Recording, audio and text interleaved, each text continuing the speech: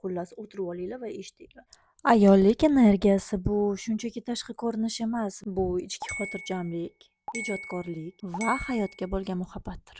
Va bu energiya to'siqlarsiz oqsa, ya'ni kimdir bostirmasa, o'sha ayolning hayoti turlicha va qiziqarli bo'ladi. Agar ayol kishi o'z tabiatiga qarshi bormay ulg'aysa, uning hayoti quyidagicha kechadi.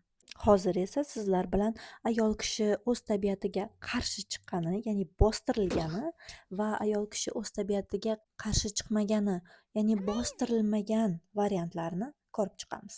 Yoshlik davrida o'z tabiatiga qarshi chiqqan, ya'ni bostirilgan qizaloq o'ta yuvosh, hammaga yoqishga harakat qiladigan va aksincha o'ta asabiy bo'lib ulg'ayadi. Bostirilmagan variantda esa qiz bola bemalol injiqlanadi, o'z his-tuyg'ularidan uyalmaydi va eng asosiysi o'ziga bo'lgan ishonchi yuqori bo'ladi.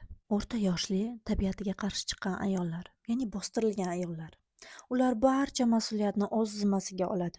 Nazorat qilish, qattiq mehnat, qattiqqo'llik, jahldorlik. Natijada esa u tez charchaydi va hayotga bo'lgan qiziqishi asta-sekin so'nib boradi. Asta-sekin so'nib boradi. Uning natijasi esa ichki norozilik, doimiy kasalliklar va hayotidan mamnun bo'lmagan qiyofa. Qisqa qilib aytganda o'zini qurbon qilganidek namoyon bo'ladi. Bostirilmagan va tabiat oqimi bilan hamnafas bo'ladigan ayollar esa yon atrofdagilarga, turmush o'rtog'i hamda farzandlariga energiya manbai bo'ladi. U doim charchagan va asabiy emas, balki ba'zida bo'ladi charchoq.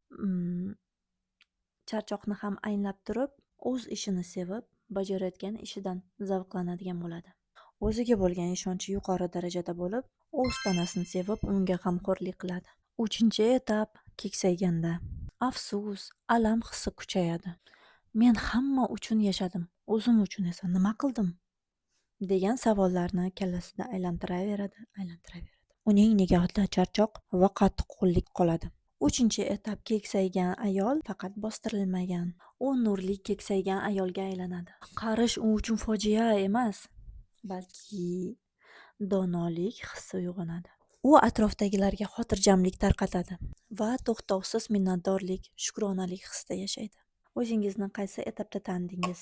Agar ko'rgan bo'lsangiz, doimiy tabiat bilan hamnafas bo'lishingizni tilab qolaman. Va obuna bo'lishni unutmang.